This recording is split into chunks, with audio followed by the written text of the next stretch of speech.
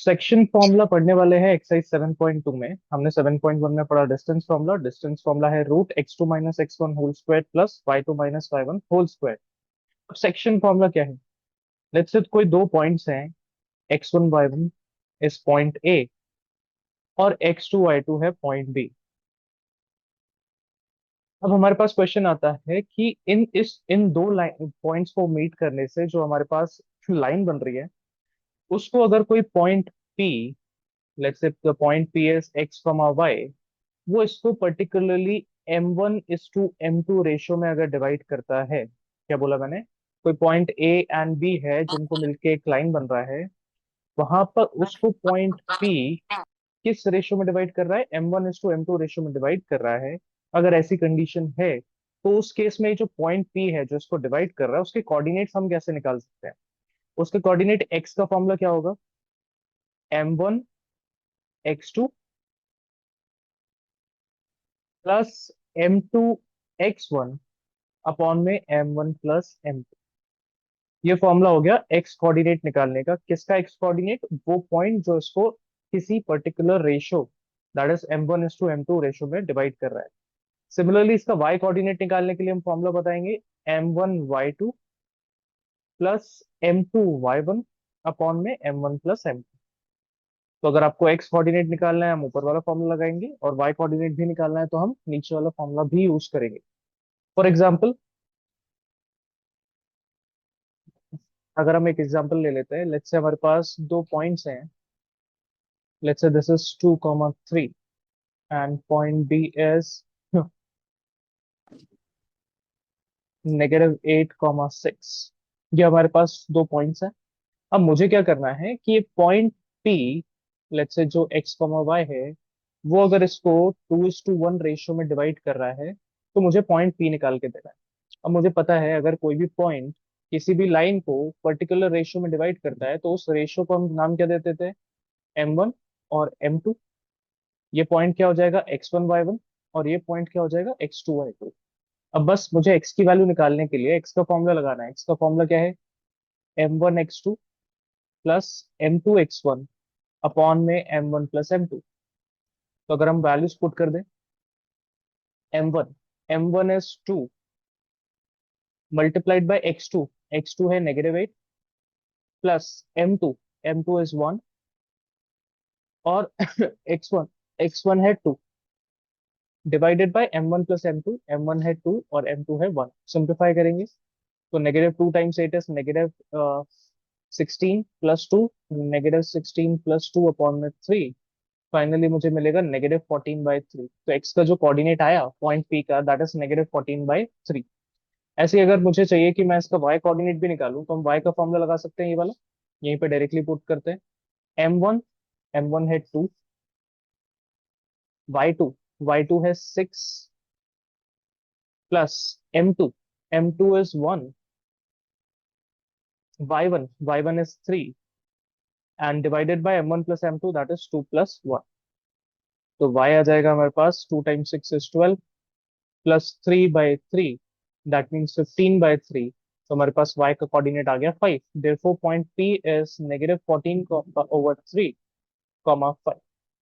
तो ये है सेक्शन फॉर्मूला कि कोई भी लाइन, कोई भी पॉइंट किसी भी लाइन को अगर किसी पर्टिकुलर रेशियो में डिवाइड कर रहा है तो उसके हम कोऑर्डिनेट्स इजीली निकाल सकते हैं using section formula.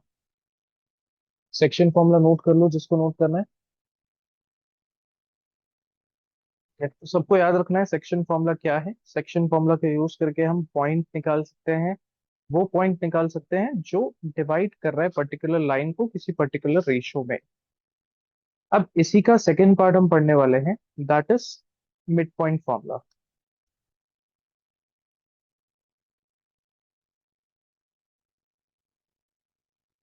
Mid point formula क्या है? हमारे पास सेम कंडीशन है कि अगर हमारे पास दो पॉइंट्स है, let's say A is x1, y1 and B is x2, y2, और इस पर्टिकुलर लाइन को कोई पॉइंट P डिवाइड कर रहा है इन सम पर्टिकुलर रेशियो। बट वो पर्टिकुलर रेशियो क्या है? अब मिड पॉइंट है, that means this P is mid point, that means दोनों का जो रेशियो होने वाला है वो सेम होने वाला है। दैट इज 1:1, बाइसेक्ट कर रहा है, इक्वल पार्ट्स में डिवाइड कर रहा है, किसी पर्टिकुलर रेशियो में नहीं बांट रहा। It is bisecting the line, या फिर डिवाइड कर रहा है उसको दो इक्वल पार्ट्स में, तो रेशियो हमेशा क्या होगा, इक्वल होगा। अब रेशियो इक्वल है, दैट मीन्स M1 और M2 की जो वैल्यू होगी वो 1 और 1 होगी। तो अब अगर मैं फॉर्मूला लगाऊं, mid point section formula, section formula होता है M1x2 प्लस M2x1 अपॉन में M1 प्लस M2। अब अगर मैं M1 और M2 की जगह 1 1 पुट कर दूं तो क्या हो जाएगा, M1 की जगह आ जाएगा 1, 1 इंटू x2 बचेगा सिर्फ x2। M2 की जगह आ जाएगा 1, तो M2 इंटू x1 सिर्फ बचेगा x1 अपॉन में 1 प्लस 1, M1 प्लस M2 दोनों दोनों वैल्यूज के हैं हमारे पास 1 है, सो 1 प्लस 1 आ जाएगा 2। इसका मतलब अगर मैं बोलूं directly that mid point formula, अगर मैं कोई पॉइंट निकाल रहा हूं तो मैं x की वैल्यू डायरेक्टली निकाल सकता हूँ, x1 प्लस x2 अपॉन में 2। मुझे कोई भी रेशो लेने की जरूरत नहीं है, क्योंकि रेशो M1 और M2 की जगह क्या हो जाता है, 1 हो जाता है। और उसको जब हम सिंप्लीफाई करते हैं यूजिंग सेक्शन फॉर्मूला, तो अल्टीमेटली मुझे क्या बच रहा है, x1 प्लस x2 अपॉन 2। ऐसे ही y का कोऑर्डिनेट हम डायरेक्टली लिख सकते हैं y1 प्लस y2 अपॉन 2, क्योंकि उसमें रेशियो हमेशा क्या होगा, 1:1 होगा। क्योंकि यहाँ पर कोई भी पर्टिकुलर रेशियो नहीं है, ये सिर्फ उसको बाइसेक्ट कर रहा है दो इक्वल पार्ट्स में। सेक्शन फॉर्मूला का ही पार्ट है mid point formula, given that कि जो M1 और M2 है वो दोनों वैल्यूज 1 हो जाती है in case of mid point. ये नोट कर लें, इसके बाद हम क्वेश्चन चालू करेंगे। ठीक है, अब आगे बढ़ते हैं। Exercise 7.2 question number 1। Find the coordinates of the point which divides the join of this and this in the ratio 2:3। That means these points are A and B, और हमें वो पॉइंट फाइंड आउट करना है जो इसको divide कर रहा है किस रेशियो में, 2:3 में। तो अगर मैं फिगर बनाने की कोशिश करूं तो this is point A -1,7, this is point B 4, -3, and this is point P जिसके कोऑर्डिनेट्स हमें निकालने हैं x, y, और जो रेशियो दिया हुआ है दैट इज 2:3। दैट मीन्स अगर मैं बोलूं this is x1, y1, this is x2, y2, and this is M1 and this is M2। तो यूजिंग सेक्शन फॉर्मूला सब लोग मुझे distance, sorry, using section formula सब लोग मुझे एक्स और वाई की वैल्यू निकाल के दिखाएंगे, और सब लोग आंसर चैट बॉक्स में टाइप करेंगे कि एक्स और वाई क्या आ रहा है। ओके, ऋतिक, हिमांशी, यथार्थ, मयूर, ठीक है, गुड। सबका आंसर आ गया 1,3, सबको सेक्शन फॉर्मूला लगाने आ गया। अब हम बढ़ते हैं क्वेश्चन नंबर 2 की तरफ। क्वेश्चन नंबर 2 की तरफ पढ़ते हैं। बोला गया है find the coordinates of the points of trisection of the line segment joining this and this. भाई बाइसेक्शन तो सुना है, बाइसेक्शन मींस दो equal parts. What is trisection? Trisection means ऐसे पॉइंट्स जो इसको तीन इक्वल पार्ट्स में डिवाइड कर रहे हैं। तो let's say the point is a 4, -1, और दूसरा पॉइंट हमारे पास गिवन है बी दैट इज -2, -3। अब बोल रहे हैं इस पे ऐसे दो पॉइंट्स बनाओ, ऐसे पॉइंट्स बनाओ जो इसको ट्राइसेक्ट करे। अब भाई ट्राइसेक्ट करने के लिए हमें दो पॉइंट्स की जरूरत रहने वाली है, क्योंकि तभी जाके ये तीन इक्वल पार्ट्स में डिवाइड होने वाला है, 1, 2 एंड 3। और क्योंकि ये तीनों इक्वल पार्ट्स है, तीनों का जो रेशियो रहने वाला है वो इक्वल रहने वाला है। बट जो हमने सेक्शन फॉर्मूला पढ़ा है यहाँ पर, उसमें तो हमारे पास दो एक्सट्रीम पॉइंट्स होने चाहिए थे, और एक उसका मिडिल में कोई पॉइंट होना चाहिए था, और रेशियो होना चाहिए था।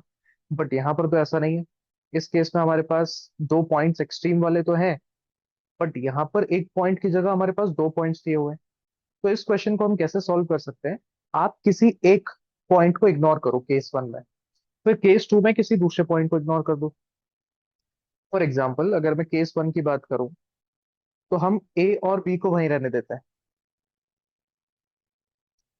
ए is 4, -1 as it is, B is -2, -3 as it is. तो फिलहाल के लिए मैं चाहता हूं कि इस क्यू को मैं हटा दूं। तो अगर मैं इस क्यू को हटा दूंगा,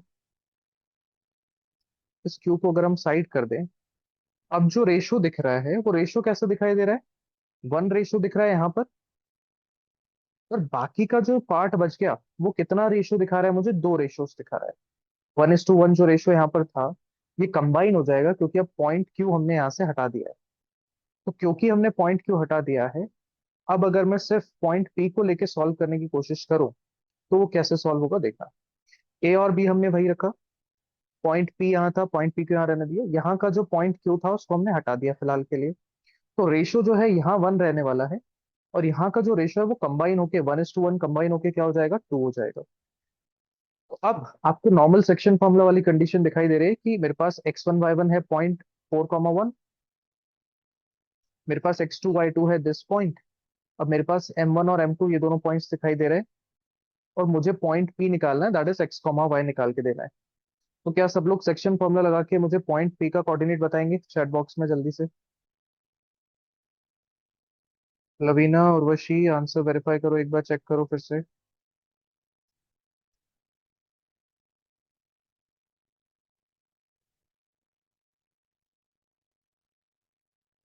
हिमांशु, मानसी, शिखा, नमन, जन्नत, जपेश, गुड। सबका आंसर 2, -5/3 आ रहा है।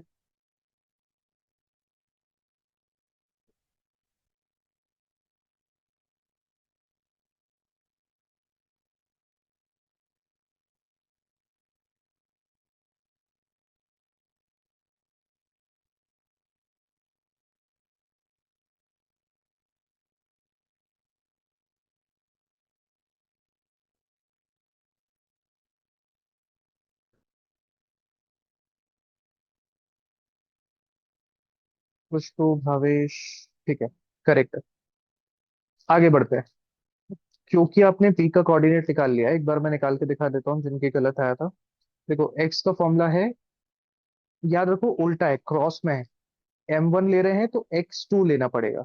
सो m1 is 1, x2 is -2, plus m2 is 2, and x1 is 4, divided by m1 plus m2 मतलब 1 + 2। सिंप्लीफाई करेंगे तो हो जाएगा -2 + 8, -2 + 8 हो जाएगा 6/3, विच इज 2।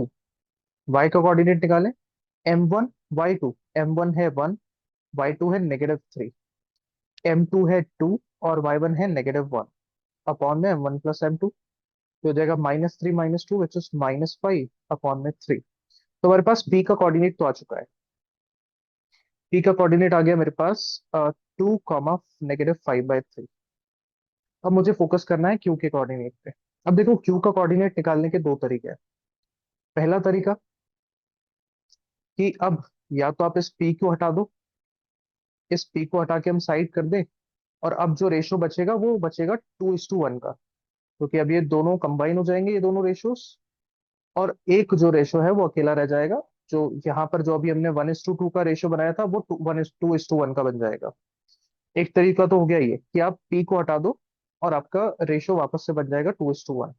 दूसरा तरीका क्या है कि आप ए को भी हटा सकते हो, क्योंकि अब तो आपके पास पॉइंट पी है। तो अब अगर अब मैंने ए को हटा दिया तो मैं सिर्फ कितने पार्ट को देखने वाला हूँ, मैं देखने वाला हूँ यहाँ से लेकर यहाँ तक का पार्ट, पी से लेकर बी तक का पार्ट।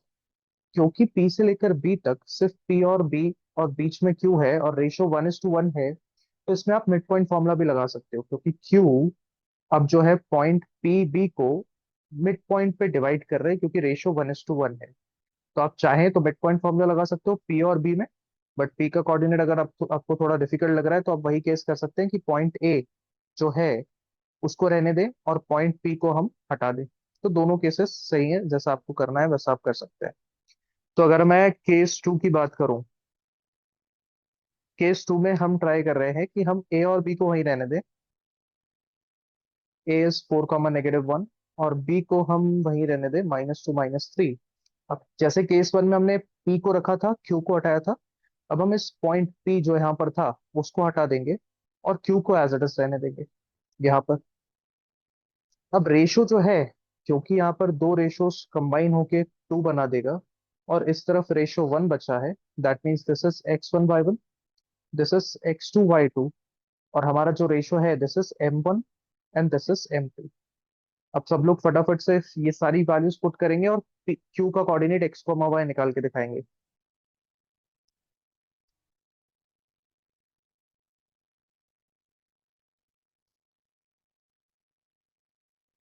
जल्दी से आंसर निकालें सब लोग और चैट बॉक्स में लिखें। रेखा, यश, गरिमा, रोहित, उर्वशी, हिमांशु, हिमांशी, ठीक है, good. जपेश, Kritika, Lavina,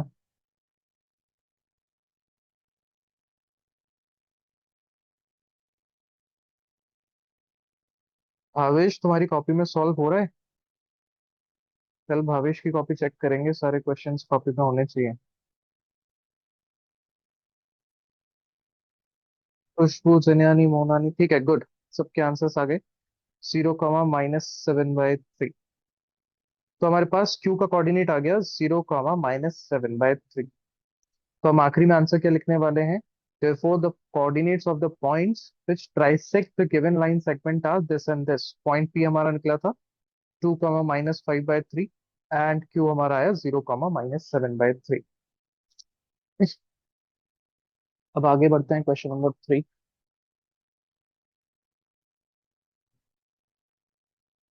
question number 3 को सब लोग मोस्ट इंपॉर्टेंट मार्क कर लेंगे। बहुत ध्यान से पढ़ेंगे क्वेश्चन। क्वेश्चन में बोला गया है to conduct sporty activities in your rectangular shaped school ground ABCD. Lines have been drawn with chalk powder at a distance of 1 meter each. 100 flower pots have been placed at a distance of 1 meter from each along AD, as shown in figure 7.12. Niharika runs one-fourth the distance of AD on the second line and posts a green flag. अब देखो यहां तक जितना बोला है उतना समझते हैं पहले। बोल रहे हैं एक रेक्टेंगुलर आपके पास फील्ड है, जहां पर आपने चॉक पाउडर से ये 10 लाइंस बनाई हुई है। उसके बाद AD जो डिस्टेंस है, वहां पर एक एक सेंटीमीटर पे एक एक फ्लावर पॉट रखा हुआ है। अब एक एक सेंटीमीटर पे एक एक फ्लावर पॉट रखा है और कितने फ्लावर पॉट्स हैं? 100 फ्लावर पॉट्स है। तो इसका मतलब यहां से मैं कंक्लूड कर सकता हूँ कि जो AD है दैट इज 100 मीटर्स। क्योंकि एक एक मीटर पे अगर आप 100 फ्लावर पॉट्स रखोगे तो ओवरऑल 100 मीटर्स हो गया। सो 100 मीटर्स हमारे पास डिस्टेंस है AD का। अब बोल रहे हैं हुआ क्या है कि Niharika runs one fourth of the distance of AD on second line. Niharika जो है सेकेंड लाइन पे AD का वन फोर्थ डिस्टेंस रन करती है और ग्रीन कलर का फ्लैग वहां पर पोस्ट करती है।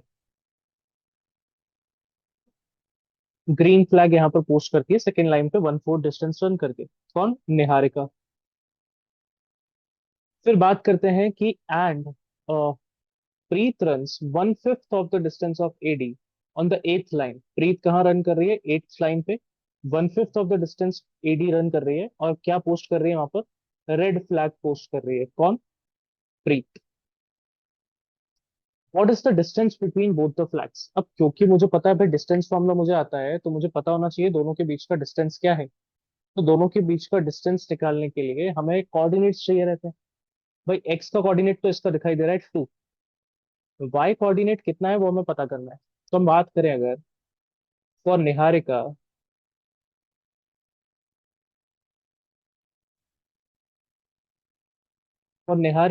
डिस्टेंस रन, कितना डिस्टेंस रन किया उसने? उसने रन किया है one fourth of the AD। So one fourth of AD, AD था 100 metres. So one fourth of 100 metres मतलब क्या? इसको सिंप्लीफाई करेंगे 25 मीटर्स आएगा। मतलब उसने कितना डिस्टेंस रन किया है? 25 मीटर्स रन किया है ऑन रो। कौन सी रो पे? On second row. तो डिस्टेंस है 25 एंड रो इज सेकेंड। तो इसका मतलब देखो अगर मैं निहारिका का कोऑर्डिनेट निकालूं तो एक्स एक्सेस पे तो वो 2 यूनिट्स चल रही है, और वाई एक्सेस पे कितना यूनिट्स है? 25 मीटर्स। सो 2, 25 हमारे पास क्या आ गया? निहारिका का कोऑर्डिनेट आ गया। सिमिलरली अगर मैं बात करूं फॉर प्रीत जो डिस्टेंस है, उसने कितना डिस्टेंस रन किया है? उसने रन किया है one fifth of AD। So one fifth of AD that means 1/5 of 100 which is 20। तो इसका मतलब उसका डिस्टेंस है 20 मीटर्स। और रो कौन सा है? उसमें रो है एट्थ रो। देयरफॉर अगर मैं प्रीत का जो कोऑर्डिनेट है वो निकालूं दैट इज 8, 20। तो मेरे पास निहारिका का भी कोऑर्डिनेट है और प्रीत का भी कोऑर्डिनेट है। सो इसका कोऑर्डिनेट भी आ चुका है मेरे पास और इसका कोऑर्डिनेट भी आ चुका है। अब इसके बीच का डिस्टेंस निकालना। तो क्या सब लोग डिस्टेंस फॉर्मूला लगा के मुझे मुझे डिस्टेंस ऑफ निहारिका एंड प्रीत बता सकते हैं क्या? डिस्टेंस फॉर्मूला x2 - x1 का whole square plus y2 - y1 का होल स्क्वायर। सब लोग डिस्टेंस फॉर्मूला लगाएंगे। Consider Niharika as x1 y1 and Preet as x2 y2 and find the distance. जल्दी से डिस्टेंस निकाल के रखा है सब। दीपक, हिमांशु, यथार्थ, करेक्ट, गुड, यश,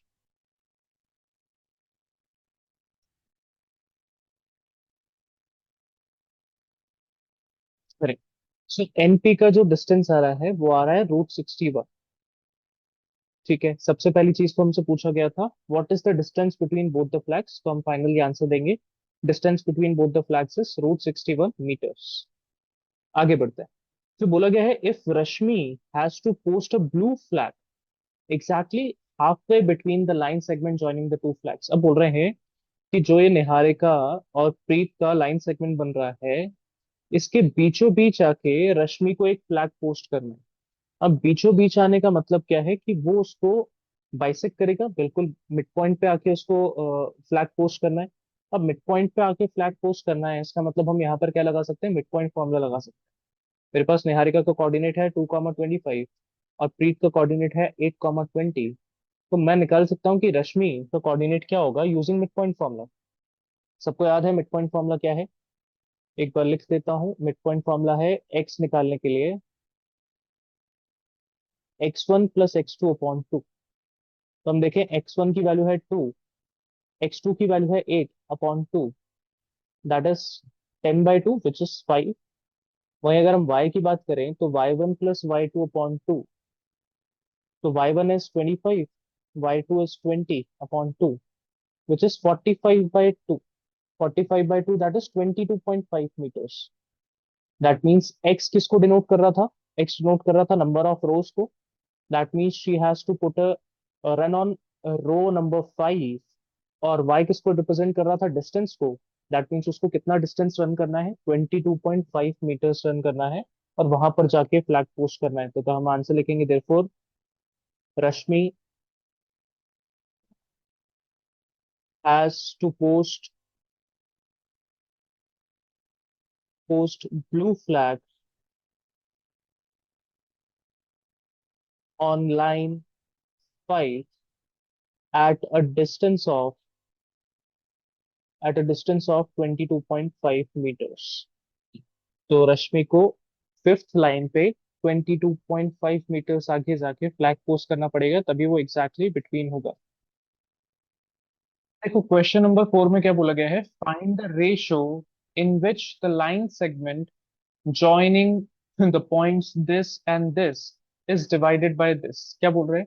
हमें रेशो फाइंड कर रहा है अभी खुद से, गिवन दैट कि ये हमारे पास पॉइंट ए है, पॉइंट बी है, इसको कौन डिवाइड कर रहा है?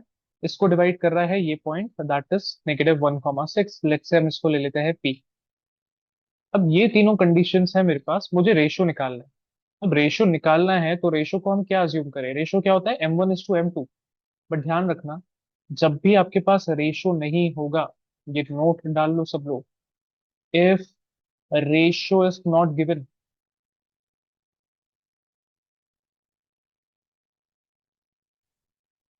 Take it as K:1।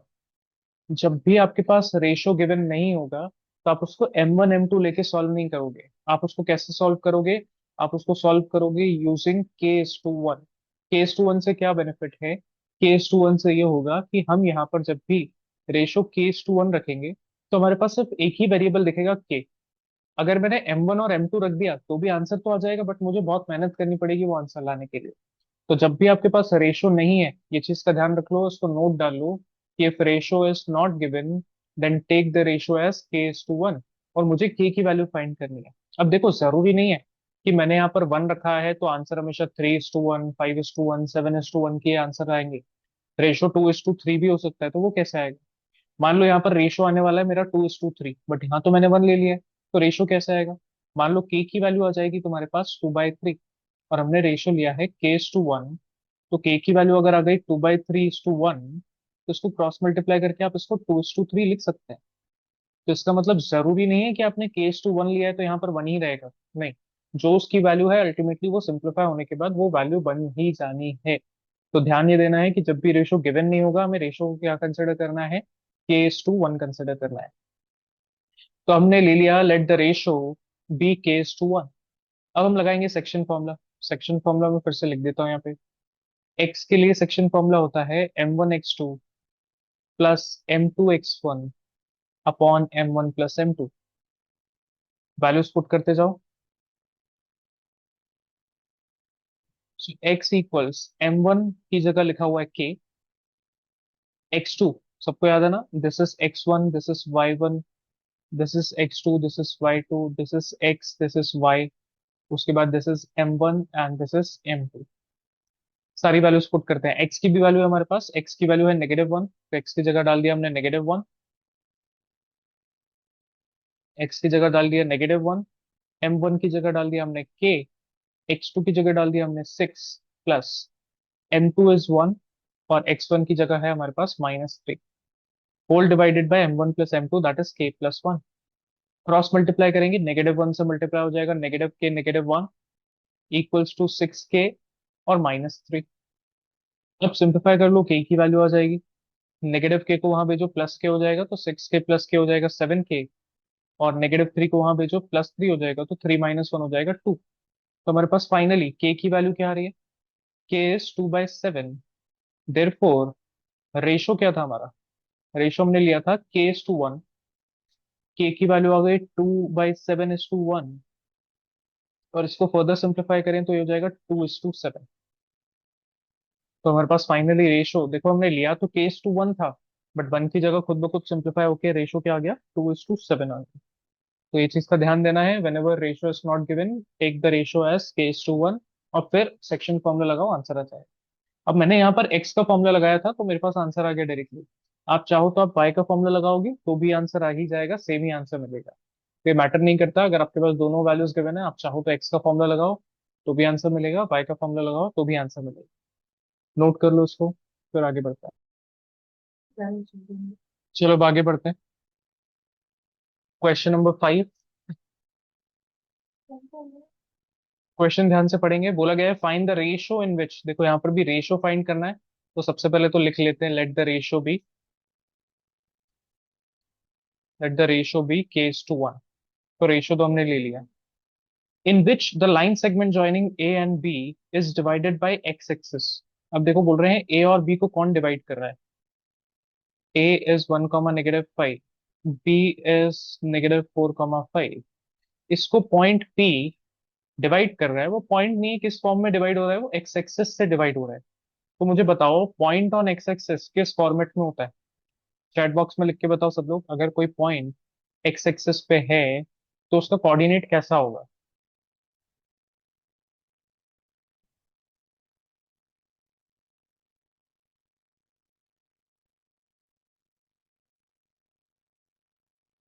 Good, Jayesh जिया यथार्थ, गुड। कोई भी पॉइंट अगर एक्स एक्सिस पे है तो उसका कोऑर्डिनेट कैसा होगा, उसका कोऑर्डिनेट होगा x,0। तो लेट द पॉइंट P को हम क्या कंसिडर कर लेंगे, x,0, क्योंकि उसमें हमेशा y का कोऑर्डिनेट क्या होता है, 0 होता है, और x की वैल्यू कुछ भी हो सकती है। अब यहाँ पर हमें रेशो भी नहीं पता, तो रेशो हमने लिया हुआ है k:1। अब देखो यहाँ पर मुझे x भी वैल्यू निकाल के देनी है और k की भी वैल्यू निकाल के देनी है। अभी हमने देखा था ऊपर वाले क्वेश्चन में कि अगर आपके पास इसमें x का कोऑर्डिनेट है तो हमने x का फॉर्मूला लगाया था और मेरे पास k की वैल्यू आ गई थी। बट यहाँ पर अगर हम नीचे वाले क्वेश्चन में देखें तो यहाँ पर आपके पास x की वैल्यू नहीं है और आपके पास k की भी वैल्यू नहीं है। तो स्मार्ट तरीका क्या है कि आपके पास y की वैल्यू पहले दिखाई दे रही है ना, this is x1, this is y1, this is x2 y2, और this is x and y। तो आपके पास y की वैल्यू दिखाई दे रही है 0, है ना। तो हम y का फॉर्मूला लगा के पहले k की वैल्यू निकाल सकते हैं बहुत इजीली। तो सब लोग मुझे k की वैल्यू निकाल के दिखाओ using this formula, m1 y2 plus m2 y1 upon में m1 + m2। जल्दी से सारी वैल्यूज पुट करो और मुझे k की वैल्यू निकाल के दो। कुछ लोगों का 1 आ रहा है, कुछ लोगों का 1/4 आ रहा है। चलो चेक करते हैं भाई क्या सही है। y की वैल्यू है मेरे पास 0, m1 इज k, y2 दिखाई दे रहा है 5, प्लस m2 है 1, और y1 दिखाई दे रहा है -5, अपॉन में m1 + m2 that is k+1। इसको 0 में भेज देंगे तो 0 हो जाएगा। फाइनली इस तरफ बच रहा है 5k -5 इक्वल्स टू 0। तो 5k equals to 5, so k is equals to 1।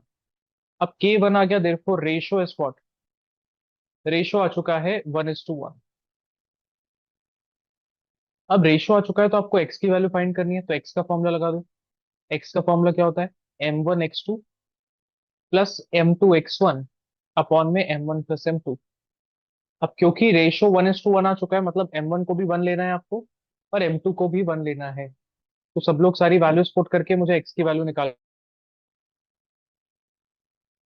और जितने भी लोग आंसर्स दे रहे हैं सबकी कॉपी में होना चाहिए, ये सब चेक होगा। नमन, समझ गए?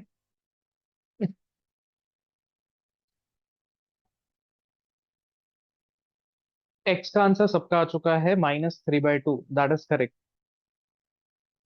तो एक्स है -3/2, therefore the point P is -3/2, 0। और हम रेशियो ऑलरेडी निकाल चुके हैं, ratio was 1:1 and the required point is -3/2, 0। Question number 6 पे फोकस करते हैं। क्वेश्चन नंबर 6 को सब लोग मोस्ट इंपॉर्टेंट मार्क कर लो। Question number 6 is most important. ध्यान से पढ़ेंगे बोला क्या गया है। क्वेश्चन में बोला गया है 1,2, 4,y, x,6 and 3,5 are the vertices of parallelogram taken in order, then find the value of x and y। तो सबसे पहले तो हम बना देते हैं पैरेललोग्राम।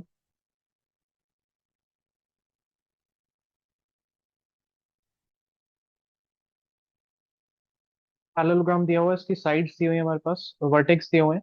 हम ए बी सी डी ले लेते हैं, 1,2 and B as 4,y, C is x,6 and D हम ले लेते हैं 3,5। अब they are vertices of the parallelogram. अब यहाँ पर हमें क्या फाइंड करना है, एक्स और Y.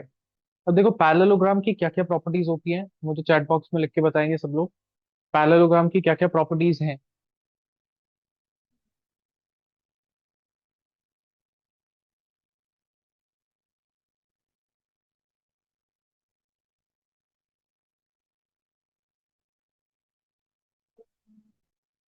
Opposite sides are parallel, opposite sides equal भी होती हैं। डायगोनल्स की क्या प्रॉपर्टी होती है?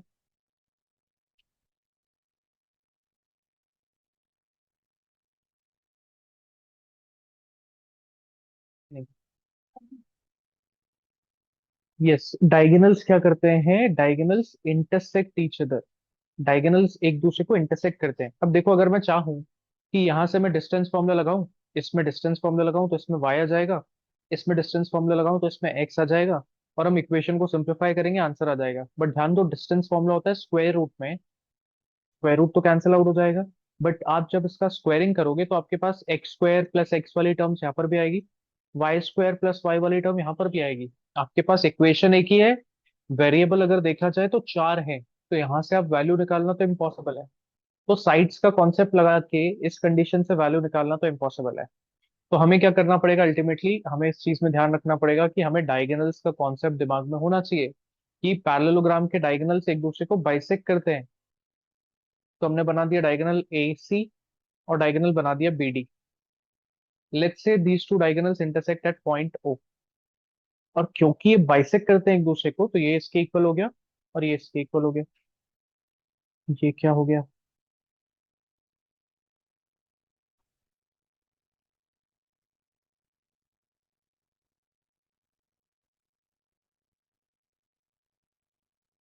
ये दोनों आपस में इक्वल होंगे। अब देखो यहाँ पर करना क्या है, मैं ओ का कोऑर्डिनेट निकाल सकता हूँ with the help of diagonal A C. अगर हम बात करें फॉर डायगोनल ए सी, तो मेरे को ए सी यहाँ पर ऐसा दिखाई दे रहा है, ए का कोऑर्डिनेट मुझे दिख रहा है 1,2, और सी का कोऑर्डिनेट दिख रहा है ऐसा x,6, और इसके बीचों बीच मुझे दिखाई दे रहा है पॉइंट ओ। तो क्योंकि मुझे पता है कि ये दोनों इक्वल हैं, इक्वल है इसका मतलब ओ इसको क्या कर रहा है, बाइसेक्ट कर रहा है। और जब भी बाइसेक्ट करता है तो हम क्या यूज कर सकते हैं, हम यूज कर सकते हैं मिड पॉइंट फॉर्मूला।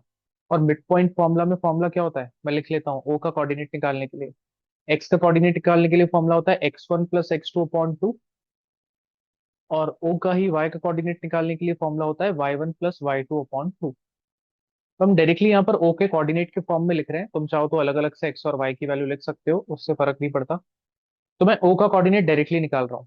x1 है 1, प्लस x2 है x, तो 1 + x/2। फिर है y1 + y2/2, तो 2 + 6/2, 2 + 6 हो जाएगा 8/2। देयरफॉर फाइनली मुझे o का कोऑर्डिनेट क्या मिल रहा है, 1 + x/2, 4। इसको हम छोड़ देंगे ऐसे ही। क्यों? क्योंकि मेरे पास BD डायगोनल जो है, BD डायगोनल से भी मैं o का कोऑर्डिनेट निकाल सकता हूँ।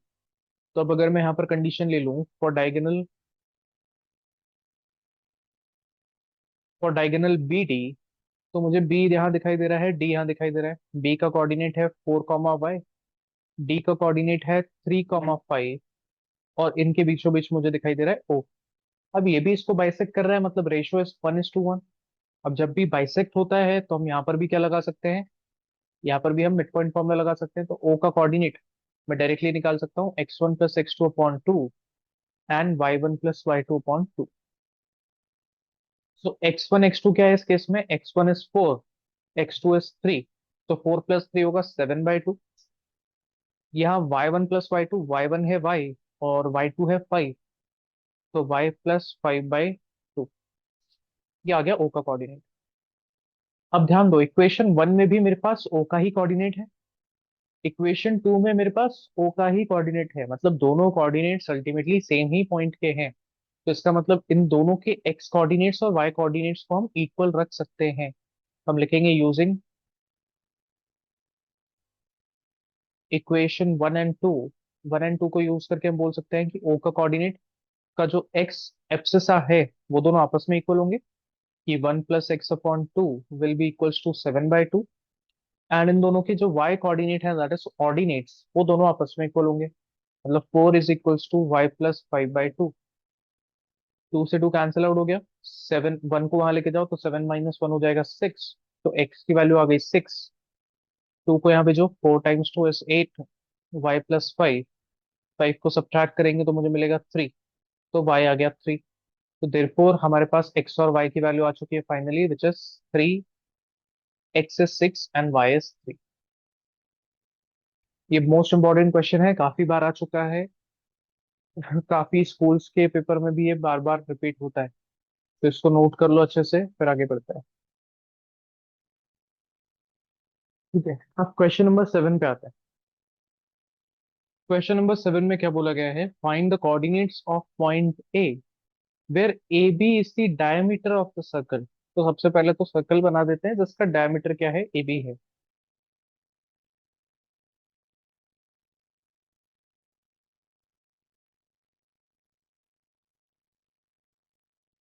तो वी हैव अ सर्कल जिसका डायमीटर गिवन है ए बी, तो हमने बना दिया इसका diameter A B. This is A and this is B, और हमें coordinates of point A find करने हैं, हुज सेंटर इज, इसका सेंटर है हमारे पास 2, -3। Centre is 2, -3 and point B is 1, 4। तो मुझे पॉइंट ए फाइंड करना है, तो क्या ये कंडीशन हम सेक्शन फॉर्मूला की तरह दिखाई दे रही है कि ए और बी है, मतलब ए होता है हमारा x1 y1, x1 y1 missing है, x2 y2 मेरे पास गिवन है, और बीच में जो x, y होता है वो भी हमारे पास गिवन है। अब हम सेक्शन फॉर्मूला लगा सकते हैं, बट सेक्शन फॉर्मूला के लिए हमारे पास रिक्वायरमेंट होती है किसकी, रेशियो की। तो मुझे पता है भाई डायमीटर है A B, if this is centre O, तो AO एंड OB दोनों आपस में इक्वल होंगे क्योंकि दोनों रेडियाई हैं। दोनों रेडियस है, इसका मतलब दोनों इक्वल पार्ट्स में डिवाइडेड है। दैट मीन्स O क्या कर रहा है, इसको बाइसेक्ट कर रहा है, दो इक्वल पार्ट्स में डिवाइड कर रहा है, मतलब रेशियो क्या हो गया, 1:1 हो गया। तो अब आप क्या लगा सकते हैं, मिड पॉइंट फॉर्मूला लगा सकते हैं। और मिड पॉइंट फॉर्मूला में आपका क्या मिसिंग है, x1 मिसिंग है, तो हम फॉर्मूला क्या लगाएंगे x का, x1 + x2/2, और y का फॉर्मूला लगाएंगे हम y1 + y2/2। तो आपके पास x की वैल्यू है, y की वैल्यू है, x2 और y2 की भी वैल्यू है। x1 और y1 सब लोग मुझे फाइंड करके दिखाएंगे यूजिंग दीज टू फॉर्मूलास, और आंसर चैट बॉक्स में लिखेंगे जल्दी से। क्या आंसर मिला हमको, x was 3 and y is -10, x1। तो x1 आ गया 3 एंड y1 was -10। इसका मतलब हमारे पास a का कोऑर्डिनेट क्या आ गया, 3, -10। और यही हमें आइडेंटिफाई करना था, find the coordinates of A which are 3, -10। ठीक है, हमने क्वेश्चन नंबर 7 तक कर लिया था। क्वेश्चन नंबर 8 पढ़ते हैं। क्वेश्चन नंबर 8 में बोला गया है कि if A and B are points this and this, तो बना लेते हैं सबसे पहले A and B. A is -2, B is 2, -4। Find the coordinates of P such that, एक कंडीशन दी हुई है, and P lies on the line segment A B. P कहाँ लाई कर रहा है? इस लाइन सेगमेंट पे लाई कर रहा है, और मुझे पी का कोऑर्डिनेट निकालना है। अब भाई ये सेक्शन फॉर्मूला तो दिख रहा है, बट मेरे पास M1 और M2 की वैल्यू नहीं है। M1 और M2 का रेशो का मतलब क्या होता है कि AP इज टू PB का अगर मेरे पास रेशो होता 2:1 या कुछ भी, तो मैं वैल्यूज निकाल सकता था। बट मेरे पास AP अपॉन PB का रेशो है ही नहीं यहाँ पे।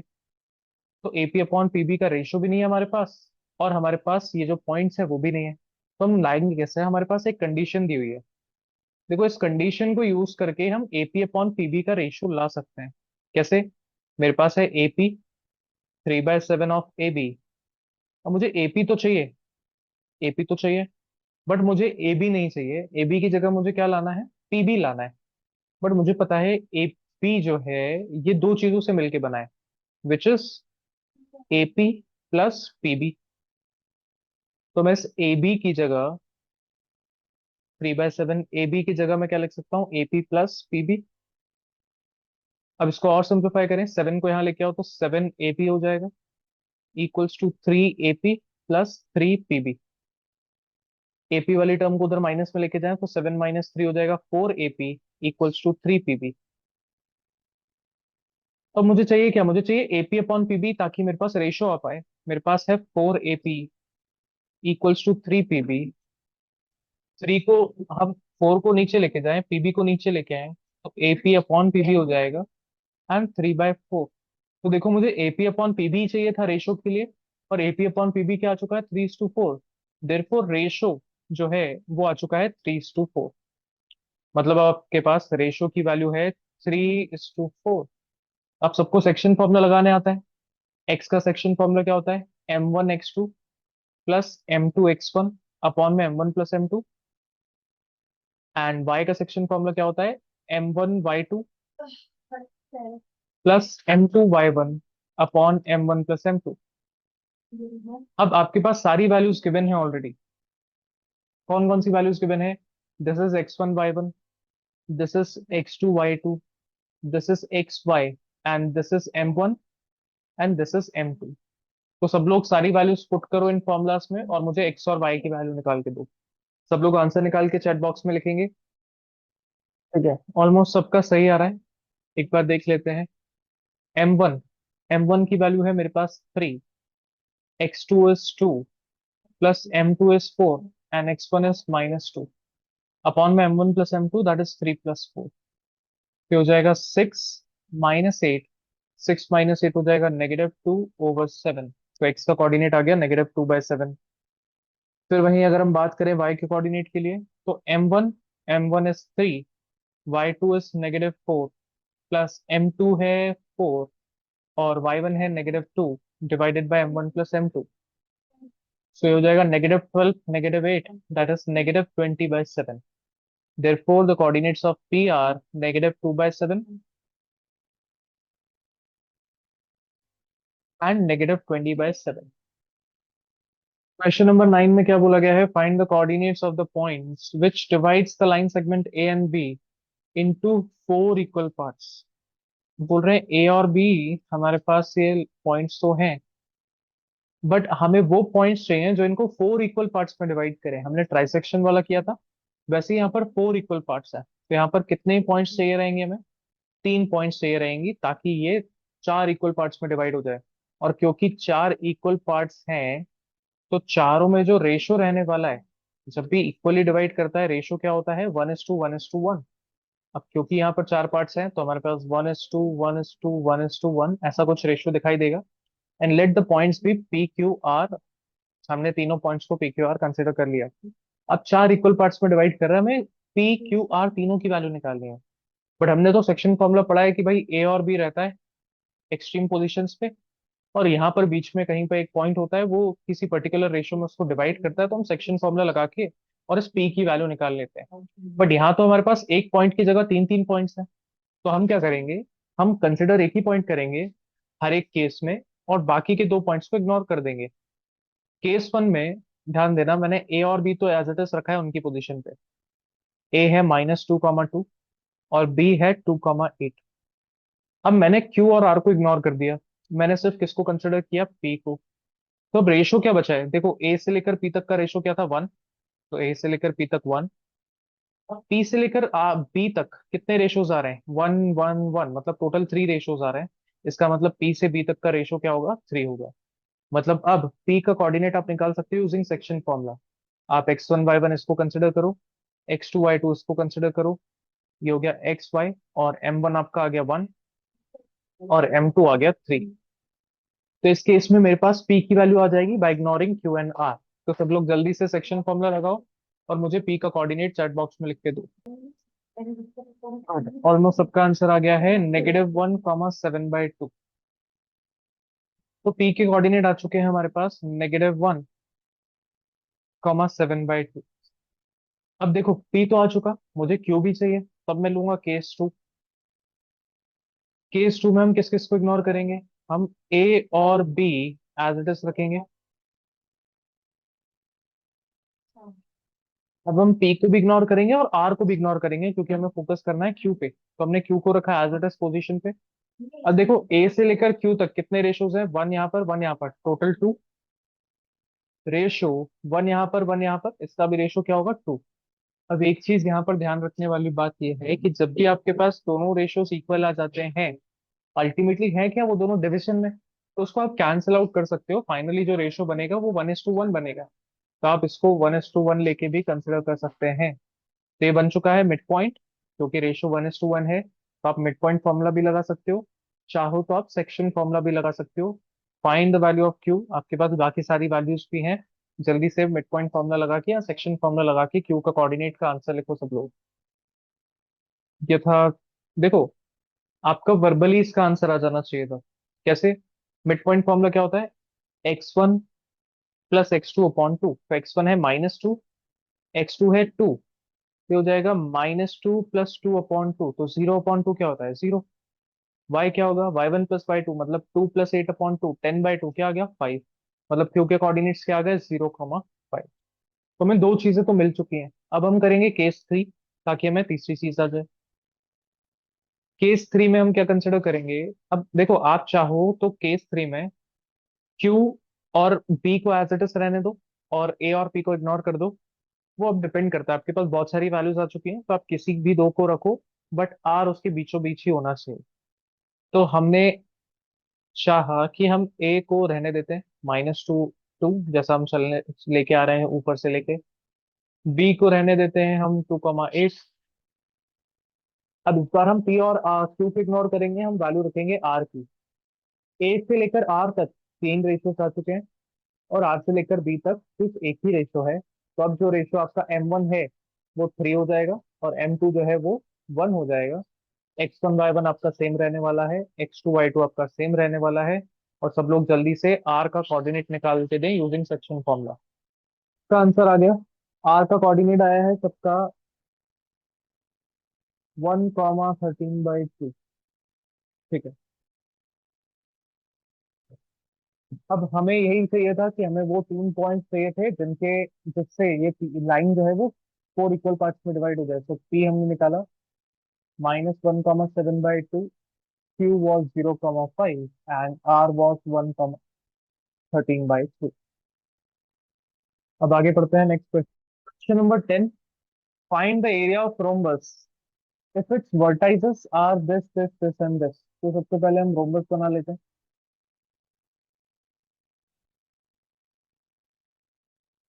एक रोम्बस दिया हुआ है जिसके वर्टाइसेस हमारे पास हैं ऑलरेडी।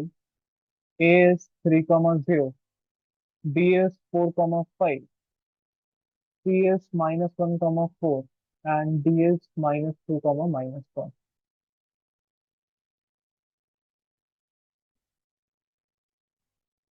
अब यहाँ पर हमें बोला गया है find the area of rhombus. तो अब एरिया ऑफ रोम्बस होता क्या है, एरिया ऑफ रोम्बस का फॉर्मूला आपको याद रखना पड़ेगा, अभी तो हिंट में दिया हुआ है बट एग्जाम में हिंट में लिखा हुआ नहीं आएगा।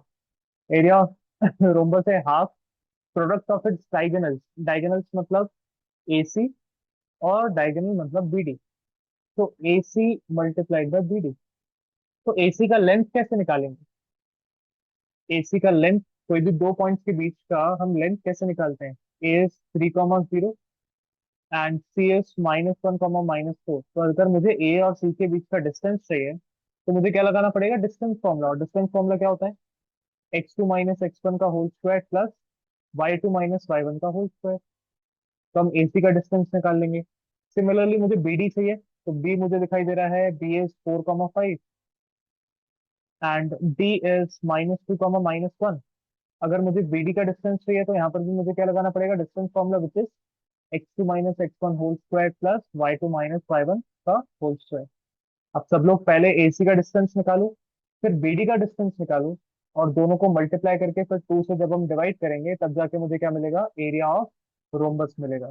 तो सब लोग जल्दी से पहले मुझे दोनों का डिस्टेंस बताओ, एसी और बीडी, और फिर उसको इस फॉर्मूला में पुट करके एरिया ऑफ रोम्बस की वैल्यू बताओ। एसी सबका 4√2 आना चाहिए, बीडी 6√2, एंड देन एरिया आपका 24 आएगा।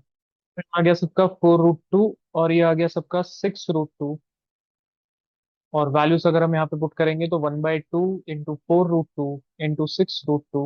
√2 इंटू √2 हो जाएगा 2, और 2 से ये 2 कैंसिल आउट हो जाएगा, 6 4 24। और ध्यान रखो, जब भी हम एरिया लिखते हैं ऐसे ही नहीं लिख सकते, उसको हम क्या लिखते हैं? 24 स्क्वायर यूनिट्स। तो अगर आपने स्क्वायर यूनिट्स नहीं लिखा, क्योंकि यहाँ पर मीटर सेंटीमीटर तो कुछ नहीं है, तो हम सेंटीमीटर स्क्वायर मीटर स्क्वायर नहीं लिख सकते, कोई भी यूनिट नहीं होती है यहाँ पे, तो इसलिए हमें क्या लिखना पड़ेगा? Square units. So area of rhombus is 24 square units.